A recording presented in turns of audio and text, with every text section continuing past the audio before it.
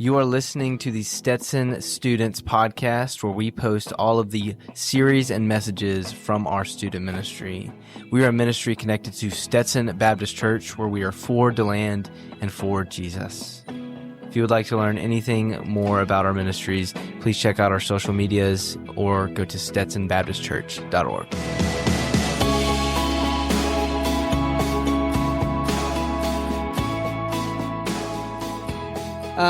I want to go ahead and say that we will be in Ephesians 4. We're going to be continuing our Ephesians series this week. And so we're in Ephesians 4. So if you have your Bible, you can go and open it up to Ephesians 4. While you're doing that, I will tell you that we will continue to have if you have a question at any time during the message about something I said, or just a question that comes to your mind when we're talking about what we're talking about, you can text it to 386-734-1991, and we will get to it at the end if we can. All right. So Ephesians 4. I mentioned this last week, and I'll mention it again. I have a lovely family, and we just welcomed our first daughter back in November. No, not November, October. She was due in November, but she came a couple weeks early in October. Here's a picture of my lovely family. I don't know if you can see. That's our baby girl right there. That's my wife. My wife's in the back. My baby's not in the back. My baby's in the nursery being taken care of right now. Look at them eyes, man. She's staring into your soul right now. Right? Yeah. No, she's cool. She does cute things like this.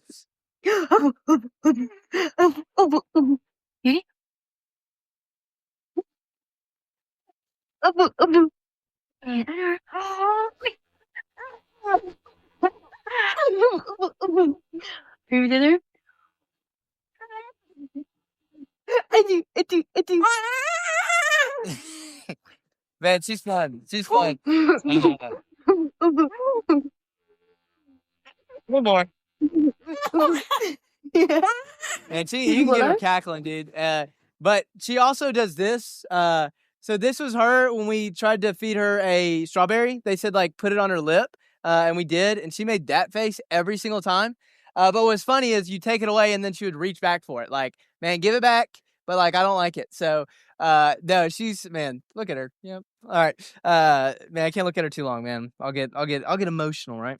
No, man, I love it because, man, she really did change my life.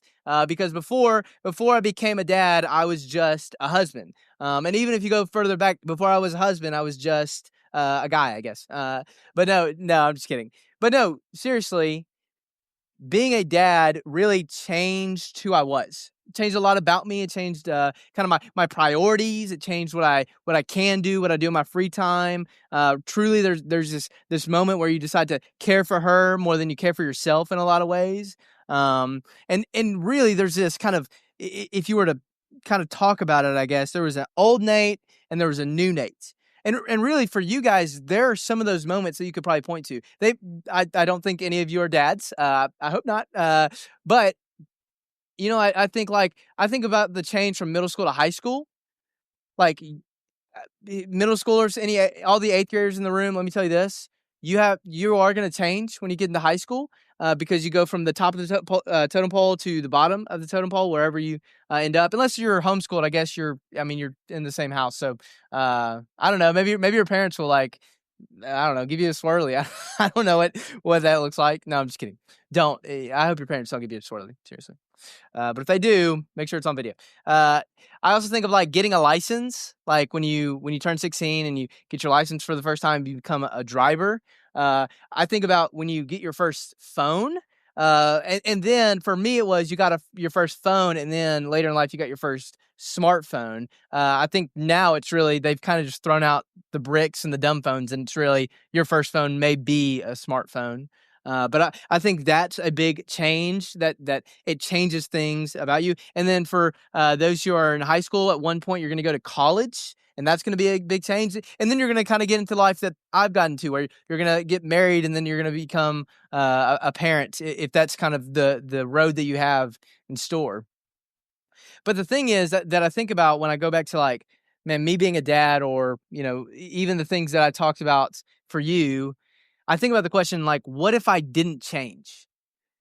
What if I became a dad, but I didn't change the things about myself that needed to be changed to become a good dad? Like, what if my priorities didn't change? What if I, instead of caring for her when she's crying or when she's hungry or when she needs a diaper change or when she just needs to be out or when she needs to take a nap, like what if I just ignored her and was like, well, I want to watch my TV, or man, I want to do this, I want to do that, and that's not what I want to be part of. Or even like, what if my enjoyments were the same? Like I didn't prioritize her over myself. And the truth is, I'd be a bad dad, right? Like I would be a bad father to my child because I would be rejecting my true identity. I'd be rejecting my true identity. My identity now is I am a dad. Like that's something that is true about me, and that won't change. But if I didn't do the things in a fatherly way to be a father, I would be rejecting my true identity.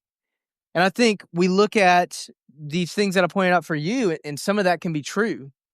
Of like, man, if you don't navigate these changes well, of where you're at a moment where you were one thing and you need to be another, then you would be rejecting part of your identity. And really what we're going to see in Ephesians 4 is Paul is going to show us something similar about our lives as Christians, about how we are as Christians and the change that needs to take place in our life. And so we're picking up in verse 17. Like we usually do, we're going to read, explain, and then come to a point for the night. All right, starting in verse 17, Paul says this: "Now this I say and testify in the Lord, that you must no longer walk as the Gentiles do in the futility of their minds. They are darkened in their understanding, alienated from the life that God has because of the ignorance that is in them due to their hardness of heart. They become callous and have given themselves up to sensuality, greedy to practice every kind of impurity." Pause there. So Paul looks at them and says, hey, don't act as the Gentiles. Now, the thing about the word Gentiles is really it is a nation of people, and really the word Gentiles encompasses everybody that wasn't a part of the chosen people of Israel. And so really Paul uses in two very different ways. Like one, he's talking about literal Gentiles in the sense of like, hey, you are not Jewish, and so you're a Gentile, and that's your nationality. And in another sense, he's using it in a more moral sense of saying living like a Gentile is to live apart from God.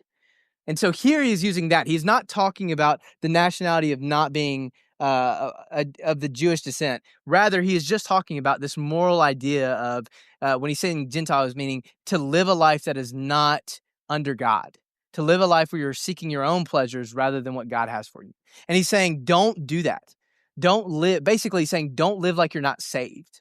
Don't live like you don't know the gospel and that the gospel has not come into your heart, right? And then he picks up in verse 20 and says this: "But that is not the way you learned Christ, assuming that you have heard about him and were taught in him, as the truth is in Jesus, to put off your old self, which belongs to your former manner of life and is corrupt through deceitful desires, and to be renewed in the spirit of your mind, and to put on the new self, created after the likeness of God in true righteousness and holiness." And he said, so, hey, don't act like you're not saved because you are saved. Don't act like you're not in the family of God because you are. Don't act like you aren't a part of the kingdom because you are. And then he uses this really great illustration of old self and new self. I'm saying put off the old self. Basically, put off the things that you desired and things that made you proud and things that you thought really had control of your life, and put on what is new. Put on the new stuff that you have. When I think of this, I actually think of an Apple iPhone. I don't know about who's Apple. Who's Team Apple? Any Team Androids in here? But no, I'm just kidding. No, but I'm actually gonna crap on Apple real quick, and I'm an Apple user, so I get it. But it came out that Apple, their phones lose battery over time. Like there's literally a section called battery health. And when you buy a new phone, it's at 100%, meaning you can get 100% of the battery that the phone allows. And then as your phone grows older, it starts to drop to like 92%, 88%, 70, 60, meaning the fullness that you can get of the charge loses its value from the start. Here, Paul is basically looking at you saying, you have lost your charge, and instead of trying to figure it out on yourself, get rid of that phone, and you are now a new phone. Like you've lost this 60% charged self, and now you've put that away, and you are now the 100% charged, the original design that you were always meant to be. And the best part is, in Jesus, even when we lose our charge and we do fall into those ways of the old self of like trying to figure it out on our own, do things that please us and not Christ, we get to be forgiven and made new every single time. Like we get to come back to him and we get to stay as the new original design that we're always meant to be because of Jesus. So that's what Paul's saying. Put off the old, take on the new. Picking up in verse 25. Therefore, having put away falsehood, let each one of you speak in truth with his neighbor, for we are members of one another.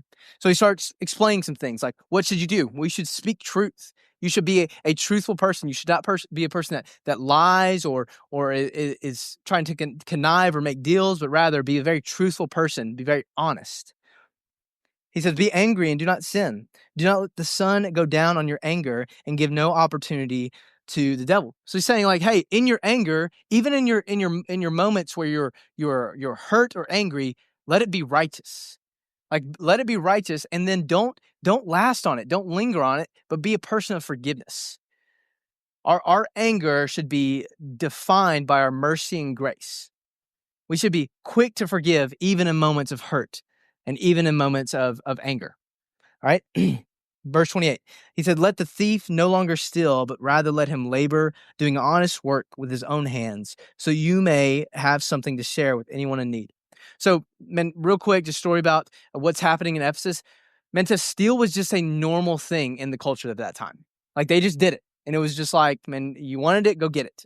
And that was just something that was very common. And so here, literally, Paul is saying, don't be like that. Don't steal, but rather work hard for what's yours. For you, I don't know, like maybe we got some sticky fingers in here, and if we do, keep them up because I don't want anybody leaving with somebody else's phone or anything, or wallet. But maybe for you, it's like cheating. Like, like cheating on a test or cheating on a homework or using ChatGPT to write your papers, whatever it is. All right, I'm going to call you out, right? All right. No, it's like, man, he's saying, again, have integrity. Be a person of hard work. Be somebody that can be looked up to in the sense of being an integrity person, knowing that you're not living for somebody else, but you're living for God. And then he says, let no corrupting talk come out of your mouths, but only such as good for building up as fits the occasion, that it may give grace to those who hear. We're going to talk about this in a little bit, but basically says, man, let your words be good. Let your words be that are going to build one another up, encourage one another, not tear them down, not gossip about them, right? And then he finishes by saying, and do not grieve the Holy Spirit of God, by who you were sealed for the day of redemption. Let all bitterness and wrath and anger and clamor and slander be put away from you, along with malice. Be kind to one another, tender-hearted, forgiving one another, as God in Christ forgave you. I love this little section of this part because he literally says that when we sin, when we live for ourselves, we hurt God. Like it hurts God at his core when you sin. In this word, in the Greek word, for grieving the Holy Spirit, it literally means to sadden or bring sorrow. Like it brings sorrow to God when you don't live the life that you were supposed to. He would rather see you live the life that you were always called to. And so Paul says, man, put all these things away and instead do the things that are going to bring God joy. Don't do things that are actually going to sadden God, but do things that are going to bring him joy. A, because that's good, but B, because it's good for God, but it's also good for you. Like God's never going to call you to do something that's not going to be a good thing to do. Like I firmly believe that there's nothing that the Lord's going to say, you should do this, that is going to be a bad thing. I don't think that's very controversial, but I think it's such a great truth. So where does that leave us? What do we need to do because of this? We've read that, we've heard it. Now what do we do? This is the statement that I want you to take on. If you are a follower of Jesus, you will live differently than the world. Now notice the wording there. You will live differently. It isn't hey, you get the chance to. Hey, you can. Hey, you might do this. Hey, there's even a good shot, 70% chance you're going to do it. No.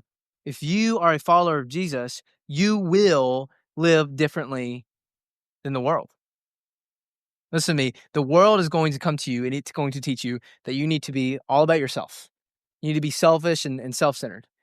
It's going to tell you that you need to be thinking about your comfort and even your pleasure before anything else. It's going to tell you that you need to be greedy and take what's yours and everybody else can kind of figure their stuff out. And it's even going to teach you to judge everybody else and not seek to judge yourself at all. It's going to say everybody else is the problem and you're perfect and just think about you. But that is not what we are called to as Christians.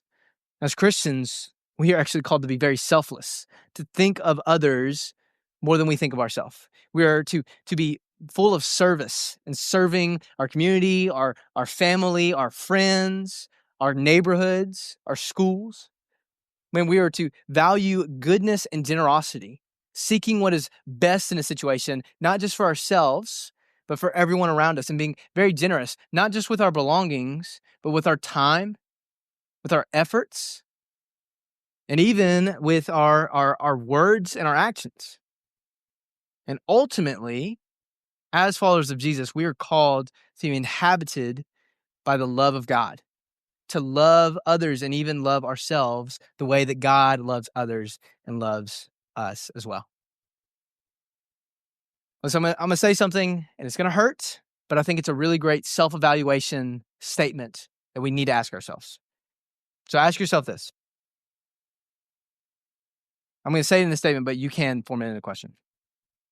If you're not living differently than the culture around you, it's time to ask if you're actually following Jesus. And think to yourself, am I living differently than the culture that is around me? Because if the answer is yes, man, awesome. Let's keep doing that. But if the answer is no, then we need to ask, are we following Jesus at all? And listen to me, if your answer is no to that question, it's okay because you can make that choice right now. This isn't a choice that you have to hey, you got to wait till you're ready. No. Man, if you said, man, Nate, I'm not following Jesus because I am living like the culture, man, take this time right now to make that decision. Make that decision now to follow him and live the life that he has for you. Listen to me, you are not going to be perfect at it. So maybe you're kind of in between saying, Nate, there's sometimes I do live like the world, but man, I love Jesus and I want to follow him. Man, I'm not telling you that you're going to do this perfectly. It is a day by day, decision by decision, moment by moment choice. I loved what one pastor said. His name's Matt Chandler. And he called it, he says this, that our life as Christians is 1 degree of glory at a time. That we are moving 1 degree of glory at a time. Meaning every moment, every choice we make is a decision where we are moving 1 degree of glory towards Jesus or away from him. And my goal for you is as we walk out today, we would say, man, I want to walk in a way where every choice I'm making is 1 degree closer to a relationship with him, to the life that I was always meant to live. Now, quickly as we finish, I thought about for you, I think we talk about this topic a lot, right? Like you probably hear me say something similar of the sense of don't live the life that you used to live, but live the life that Jesus has for you. I think we can all agree there. I thought about, man, if you as a young person came to me and said, Nate, what are the top 3 things that I need to live differently with as a Christian? These will be my top 3, okay? The first is your words. As a Christian, we need to speak differently than the world speaks. Matthew 12 says this. This is literally Jesus speaking. He says, out of the abundance of the heart, the mouth speaks. The good person out of his good treasure brings forth good, and the evil person out of his evil treasure brings forth evil. Basically, he's saying this. The way you speak is a testament to who owns your heart. The way that you speak, the words that you use, is a testament to who owns your heart, Jesus or yourself. So what does that look like to change the way you speak? It means, man, maybe for you, it's what kind of language are you using? Like, are you speaking words that you would not say around me? You would not say around Pastor Dan? Maybe you wouldn't say around your parents or your teachers or the people that you respect? I think that's the easy one, right? Everybody's like, man, I know that I should use correct language and not use curse words or words that are improper. But another one is gossip, man. Like, how are you talking about your friends or even strangers or even people in this room? Like, are we speaking highly of one another, or are we tearing each other apart behind each other's backs or even to each other's face? And the other one I thought about is like crude joking, like jokes that just go too far. Jokes that you go, man, I can say this because we know each other, but man, I would never say this in public. And sometimes we kind of laugh it off because it is a joke. We're like, well, we're not serious. We're not actually thinking those thoughts or want to do things like that. But man, it's all the same. And we need to watch how we speak. We should speak with kindness, with truth, and love. And truly, people should see the way we speak and be moved closer to loving Jesus than further away.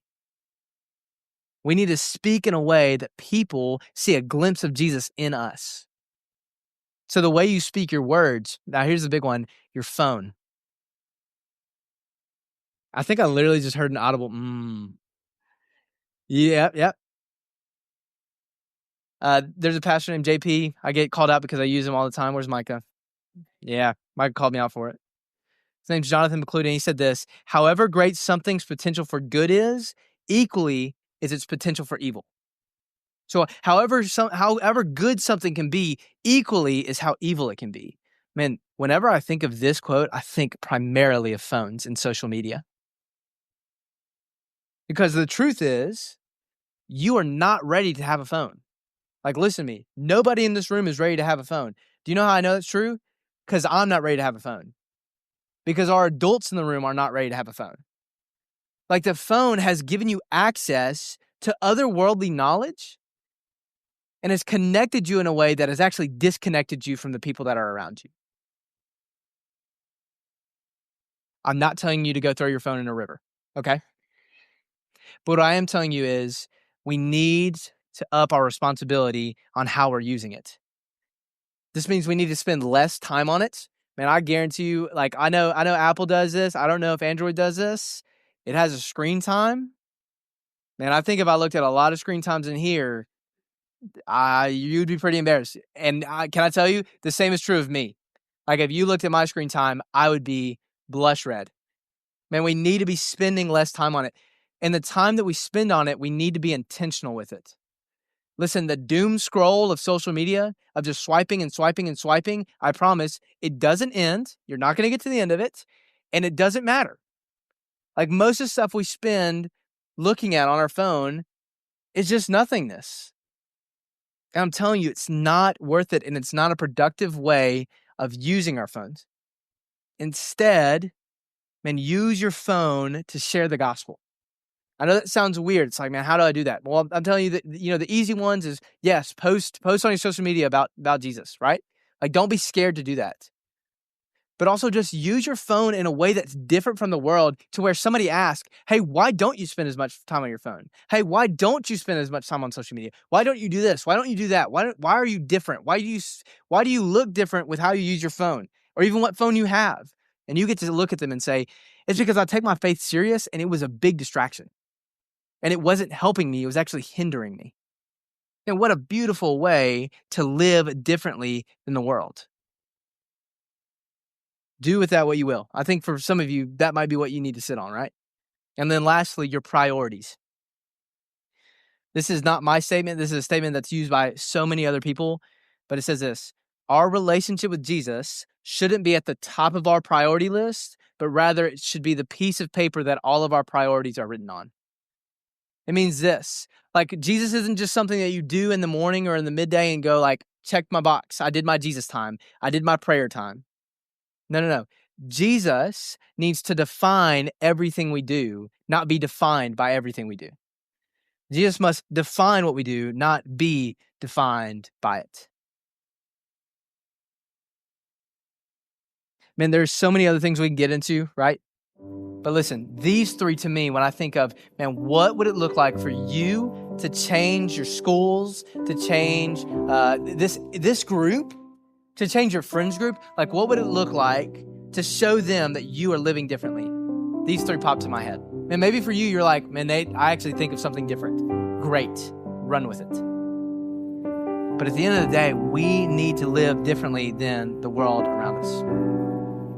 To kind of finish where we started, like I said, my daughter called me to a life of being a father. Like, it was because she came in the world that I get the blessing of being a dad. If she did not come, I would not be a dad. And what I'm telling you is, God is calling you to a new life right now. He is calling you to a life of following Him. And yes, it is going to be difficult. And yes, it will take sacrifice and costs. But I'm telling you, it is so much better. And I can attest, all the adults in the room can attest, and many of you can even attest, that the life that is oriented towards Jesus and following Him and letting Him have control of everything that we are is so much better. It is a life of freedom, a life of peace, a life of joy. If you do not have that, then please come talk to me. I would love to walk you through what it looks like for that. Hey, we're going to sing, and then we're going to close, all right? Let me pray for us. Thank you for listening. We hope you have a great week and that you are a light for Jesus. Grace and peace.